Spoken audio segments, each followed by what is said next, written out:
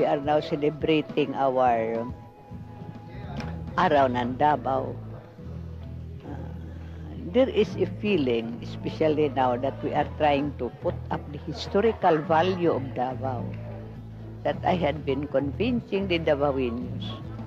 to put everything that they have, things that they do not have, or things that they would not contribute to Davao City, so that someday when we are gone, all those who will come after us will know how Davao was made as it is today. And it is a must for everybody to contribute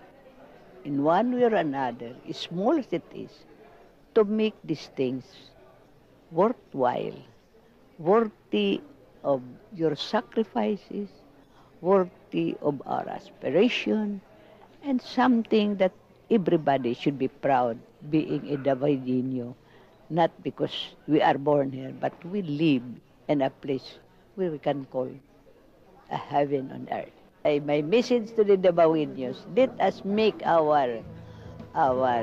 expression of love and concern, if we can only establish once more the peaceful place, then there is no use of trying to use this military, this ammunition, because people knows that to live with God is to live at peace and to live with love one another.